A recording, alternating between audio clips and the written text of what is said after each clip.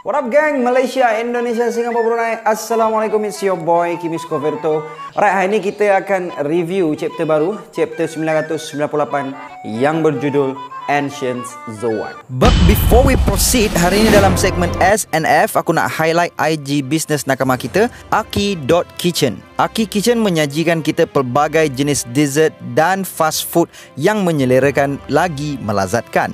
Memang sesuai kepada korang yang mengutamakan mutu dan kehalalan makanan. Apa yang menariknya lagi, Aki Kitchen sedang menawarkan harga promosi untuk cookies sedap. Harga untuk sebalang hanya RM15. Bagi sesiapa yang grab 3 balang akan mendapat diskaun RM5. Wow! What are you waiting for guys? Segera hubungi atau for more information, korang boleh direct PM dan follow IG Aki Kitchen. Alright, link IG dia aku tinggalkan kat bawah. Alright, chapter 998 masih lagi direhatkan dari sebarang cover page, melainkan cover page request dari peminat.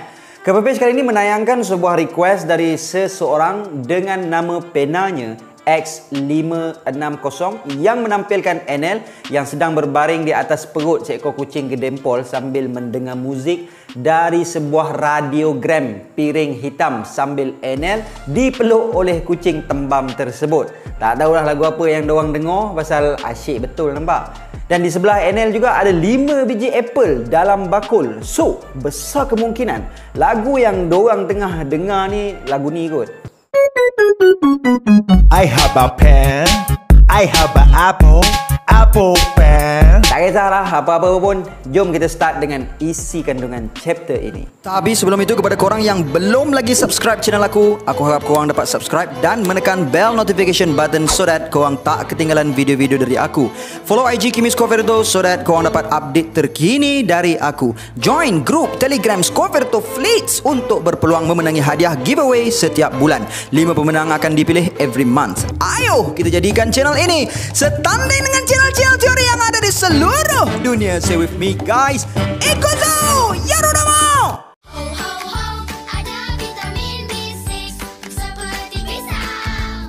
Ho ho ho, ada kalsium seperti susu.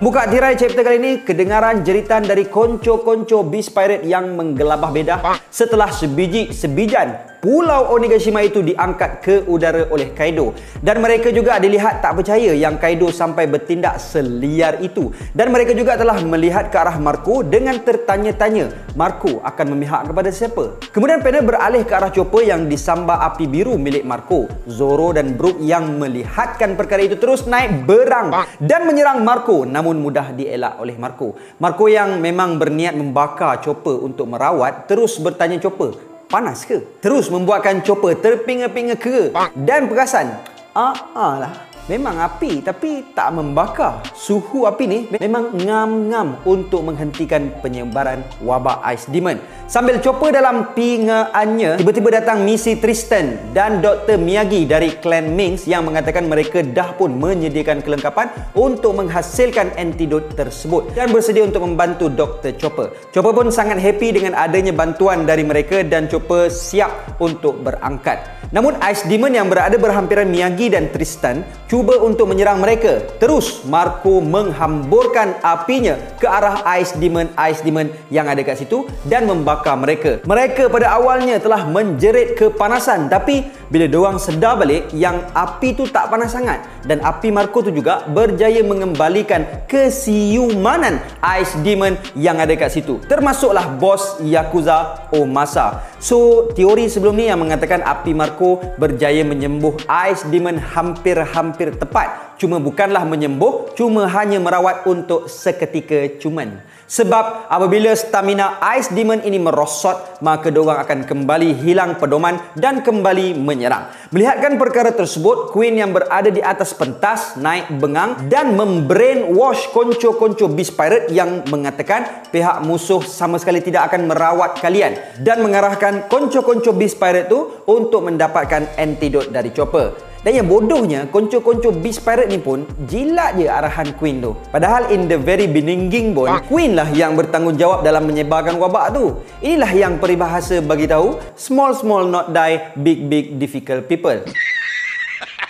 Okey, pause sekejap. Api Marco Sebelum ni kita boleh tengok api Marco mampu menyaingi api Prometheus yang berapi-rapi panas tu. Tapi kali ni api Marco tak membakar pula walaupun berapi. So memang unik buah Devil Mythical Zoan Marco ni. Dan walaupun Marco pemakan buah Devil Zoan, tapi kuasanya seolah-olah Logia kan. Tapi tak pelik pun. Sebelum ni dah diterangkan pun dalam chapter 554 muka surat 2. Kizaru mengatakan yang buah Devil Mythical Zoan ni lagi rare dari Logia. So mungkin kelebihan Mythical Zoan Marco dapat mengawal suhu api dan mendapat healing power dari api Phoenix-nya. Manakala Mythical Zoan Katarina Devon mampu meniru wajah seseorang. Mythical Zoan Orochi mungkin probably memberi keupayaan kepada Orochi untuk mempunyai lebih daripada satu nyawa, dan Mythical Zoan Sengoku memberi keupayaan kepada dia untuk menghasilkan shockwave. Tapi pada aku, Sengoku dah alang-alang bertukar jadi Buddha. Pada akulah, baik buat kemampuan buah Devil Mythical dia tu, semua yang ada di depan dia sembah dia kan. Yalah dah Buddha kan. Okey, berbalik kepada chapter 998. Marco mengatakan yang dia akan handle situasi dekat situ dan menawarkan perkhidmatan transport kepada Zoro, Robin dan Brook untuk naik ke atas bumbung, dan kemudiannya disupport oleh bos-bos Yakuza yang ada dekat situ dengan mengatakan yang mereka akan protect Dr. Chopper, dan Brook pun bersetuju. Tapi tiba-tiba muncul Apek Cina yang sebelum ni ditebas oleh Zoro, Scratchman Apo, cuba untuk menyerang Chopper untuk merebut antidot tersebut. Namun telah diserang dan digigit oleh X-Drake dengan pantas seraya menghentikan serangan Apo. X-Drake kali ini dilihat lebih besar transformasinya, possibly full transformation, dan bagi tahu kepada Zoro untuk terus mara dan tinggalkan lantai tersebut untuk dia bereskan. Zoro pun cakap, oh sekarang kau nak team dengan pasukan yang menang lah. Tak sangka pula muka nampak bodoh tapi otak ada harga.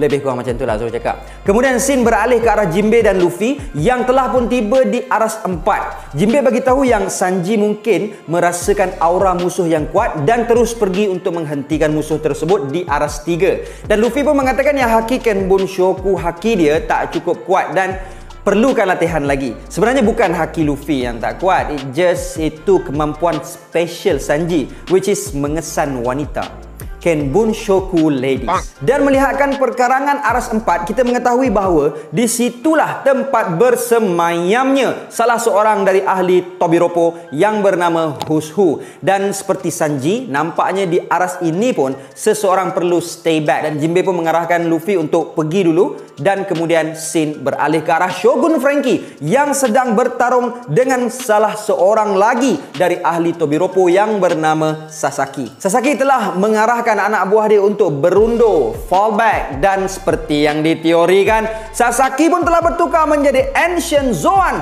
Triceratops. Sasaki pun mengatakan kepada Frankie supaya mengalah je lah, pasal dinosaur adalah makhluk yang paling kuat. Kemudian scene beralih ke aras 3 di mana Sanji berada. Sanji cuba melarikan diri dari Black Maria dalam keadaan tangannya masih lagi diikat sambil dikejar oleh konco-konco Black Maria. Dan dalam chapter kali ini akhirnya terjawablah sudah Devil Fruit jenis apa yang dimakan oleh Black Maria, iaitu juga Devil Fruit Ancient Zoan Rosa Miguel Grauvogeli, iaitu sejenis laba-laba yang telah pun pupus. Sebenarnya aku macam nak kongsikan sikit info pasal laba-laba Rosa Miguel ni, tapi pasal banyak sangat term-term yang sulit untuk difahami dan perlu huraian yang panjang, so kita stop sampai kat nama dia je lah Dan seperti mana angkatan Tobiropos yang lain, Black Maria juga mempunyai anak-anak buah yang bersamanya, dan Jolly Roger ataupun simbol Pirates Black Maria dapat kita lihat pada kaki laba-laba tersebut.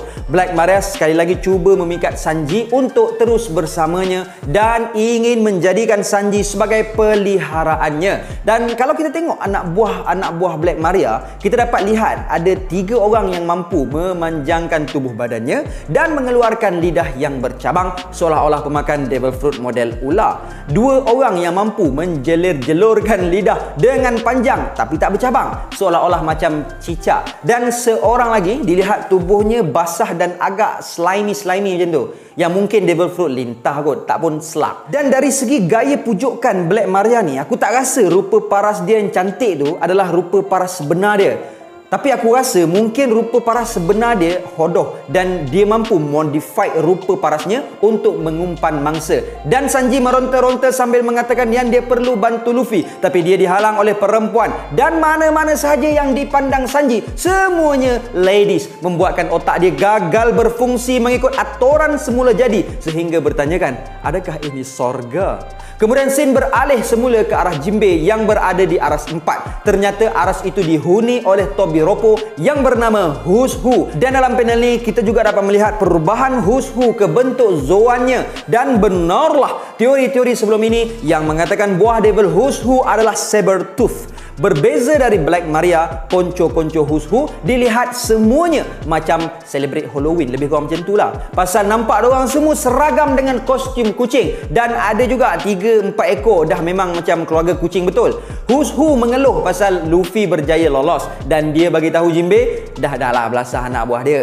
Dan Who's Who juga dilihat mengenali Jinbei dan ada dialog yang sama ada bermaksud Who's Who pernah melihat Jinbei sebelum ni sebagai Shichibukai atau mendengar nama Jinbei yang dikaitkan sebagai Shichibukai. Tapi apa-apa pun, Jinbei bagi tahu yang dia lebih prefer untuk dirujuk sebagai dreba kehormat Luffy, the helmsman of Mugiwara Pirate. Dan Jinbei mengatakan kalau dia dapat tengok muka sebenar Who's Who, mungkin dia juga dapat kenal siapa dia. Tapi Who's Who bagi tahu yang dia tak akan dedahkan identiti dia. Kemudian panel beralih ke arah luar dari dom yang memperlihatkan Alti dan Page One, dan kita dapat melihat next transformation Alti dalam mod Zoannya. Alti dan Page One dilihat terpinga-pinga mencari Nami dan Usopp yang dibawa lari oleh Komachio dan Otama.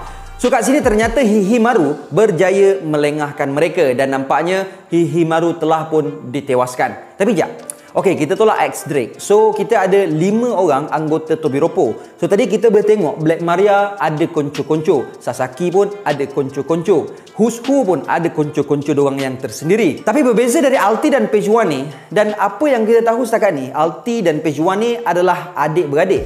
So aku kat sini tak adalah apa-apa teori yang menarik untuk dikongsikan. Cuma menurut aku mungkin Alti dan Page One diorang tak ada lanun diorang sendiri, dan disebabkan kemampuan atau buah Devil doang, Kaido telah menerima diorang sebagai antara one of the Tobiropo. Macam yang kita boleh tengok sebelum ni lah dalam chapter 979 muka surat 12. King bagi tahu yang Sasaki dan Who's Who dulu ada pirates dia yang tersendiri. Kemudian scene beralih ke arah satu gudang yang memperlihatkan Yamato, Momonochengeng dan Shinobu. Momo bertanyakan patung naga besar yang terdapat dalam gudang tersebut. Yamato mendedahkan bahawa patung naga besar tu dulu ditempatkan di bahagian depan pulau, tapi lepas dirosakkan oleh kawan dia, patung tu ditinggalkan di dalam gudang tersebut. Momo kemudian dilihat terkejut mendengarkan perkataan kawan yang disebut oleh Yamato. Jadi Yamato pun bagi tahu yang beberapa tahun dahulu kawan dia telah datang untuk membunuh bapa dia, which is Kaido lah. Sambil dilihat Yamato mengingatkan Ace. So kat sini menjadi satu kemuskilan yang sangat-sangat hebat sekarang ni.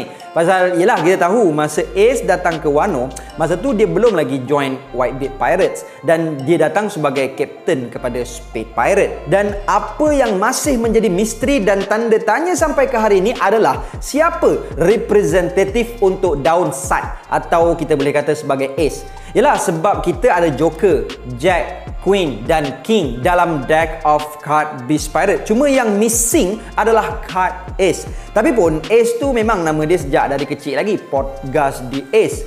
Ke ni satu lagi mainan ilusi Oda yang cuba nak perangkapkan penteori-penteori One Piece so that ada yang akan membuat teori mengatakan Ace dulu adalah salah seorang dari anggota Beast Pirate.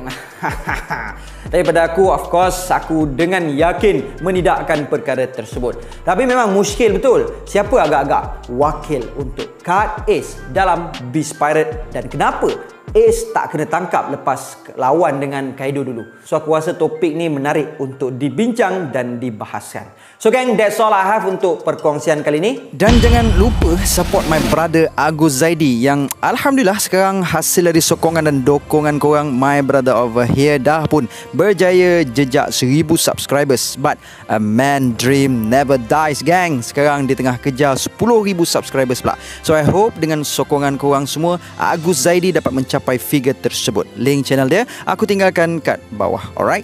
And before I end, sedikit perkongsian guys. Solat adalah tanda iman. Solat fungsinya untuk mencegah kita dari kemungkaran.